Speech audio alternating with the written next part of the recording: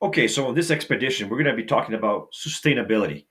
Our goals is to find out how the way that we eat makes us who we are. But when I say we, I'm not saying just you. I'm saying the ecosystem around you, the planet, the society that we live in. Preserving the future means being able to have a life that's good today without sacrificing the good life of tomorrow. That's the idea of a sustainable development. So what I want you guys to think about in this journey that we're in is how can we change the way we eat to make it more sustainable for the future.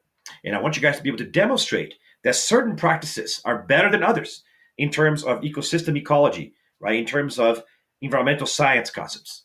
Let's see what we can learn in this series. So first of all, we talked about before in this year about the idea of the energy pyramid, right? That as we go up each layer of the food web, less and less energy is available for the organisms because in each layer, the organisms have to continue to live and move around and do what they do. So when the bunny eats the grass, it already ate only a part of what the grass actually produced because the grass used some of that to grow. And then the bunny is going to do the same thing. It's going to run, it's going to grow, it's going to mate, it's going to hide, it's going to run from predators. And in doing so, it's going to spend some of the energy that it ate from the grass. So by the time the secondary consumer eats it, less of the energy that was in the bunny or that the bunny actually ate will actually transfer to the next layer and then so on and so forth. So that by the 10% rule is that idea that the energy is harvested as it goes up the ecosystem. What does this have to do with sustainability? It has to do with the way that we eat. When we eat from the bottom layer of the food web, there's more energy available, there's more biomass available, there's more life in that layer to sustain the layers above it, right? That's how the pyramid is built. If it was upside down, you would have too much predators, the prey underneath will collapse, right? So when there are too many of us, we do make what's underneath us collapse. So as the humans continue to grow, the ecosystem gets taxed because of it. But if we eat from the bottom layer, where more energy is available, we waste less of the energy. So, for example, if you have a large farm field and you eat directly from the farm field, so you eat soy or you eat something, you eat rice, you eat grains. Eating that plant-based diet means that you eat directly from the producers. Now, if you eat the bunny, or if you eat the cow, or if you eat the chicken, if you eat something that ate the grass, you some of the energy that was in the field got wasted by the life of the cow and the life of the chicken, the life of whatever you were eating had to move around, and that got released as heat to the ecosystem. And so you end up wasting that energy. If you ate directly from the field, if you had a plant-based diet, you could feed a lot more people or feed the same amount of people with a lot less land, which also means we have to, in fact, the environment less. We would have to use less land for farming purposes, right? So we affect less of the ecosystem and we actually be able to feed more people. And it's a little bit healthier as well. Now, I'm not saying that we cannot eat meat at all. I'm saying reduction in the amount of meat that we eat can actually improve the ability for us to impact the ecosystem less. There's also another reason to do this because as pollution gathers in the ecosystem, it gets absorbed by organisms at the bottom of the food web. Now, those organisms get eaten by other organisms, they get eaten by other organisms, they get eaten by other organisms, and that gets magnified as each layer goes by. Why?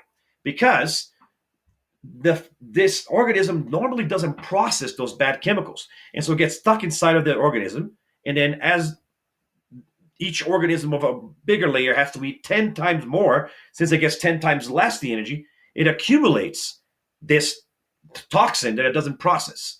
So as this gets magnified, as you go up and up in the layers of the food web, each predator gets more and more of the toxins aggregated, since it has to eat more and more of the ones below it to get the same amount of energy. This is called biomagnification, and it means if you eat at the top of the food web, you also run the risk of getting more toxins inside of you because of this. And a third reason is because when we eat from the food web, there is a impact on the food web. So when we hunt, when we fish, every organism that we take out of the food web affects every other organism that's connected to it.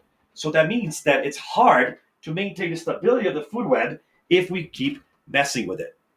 So how do we fix this? How do we eat more sustainably? So I'm going to do some contrasts here for you guys. So first of all, in farming, right? Monoculture farming, we talked about that before. You're going to have a lot of the same kind of life. One pest is going to kill them all. Pest tends to spread more often, so you're going to end up having to use pesticides. You're going to use fertilizer, which end up causing algae blooms. We talked about that. The fertilizer runs into the water table and into rivers, into lakes, and it causes eutrophication. Right? You're going to have lots of problems associated with that way of farming. So it also uses a lot of land space, and a lot of water has to be used from the ecosystem to grow this land. So there's going to be an impact on that.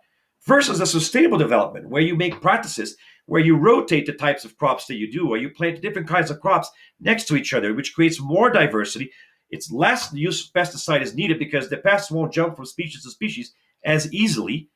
You can then, if you rotate the crops smart, one crop can actually use be the kind that fertilizes what the next crop is going to be at.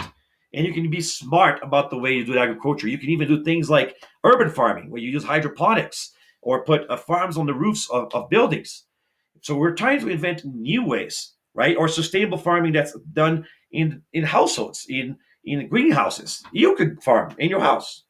The more of these kinds of sustainable practices that we do, they're more expensive, but they come out of the benefit. We get what we pay for. We get a cleaner, better food that doesn't hurt the ecosystem as much. Like we just talked about, raising livestock in these urban farms where animals have to be raised in a situation where they suffer. They don't live very nice lives. They're more likely to be sick, so you have to put antibiotics in their food, which causes antibiotic resistance. You feed them grain, which again wastes energy, right? We talked about that. Uses a lot of water and then a lot of waste, a lot of methane production, which is a greenhouse gas. Believe it or not, a lot of greenhouse production actually comes from cow farms. All of these are bad reasons to actually have that livestock farming versus a plant-based diet, which eliminates most of those problems. And not only that, but it looks much more healthy. Just by looking at it, you can tell it's healthy, right? Colorful and full of antioxidants, full of food that keeps you healthy. So a balanced diet, which reduces the consumption of meat in favor of more plant diet, can actually help our economy, lower the amount of water consumption and waste production. So you look at the factories that produce food that's processed, full of packaging, and all these massive supermarkets versus a home cooked meal. What are the benefits of the second one? Well, the first one, food producing factories produces. Think about it. You're going to have to use energy to do this, which produces more greenhouse gases. There's a lot of problems associated with that, and all about the waste. All the waste. We're going to talk about that in a second. Of all the packaging that you do, and most of it is unhealthy, full of sugar. So lots of reasons to do that for sustainable and health reasons.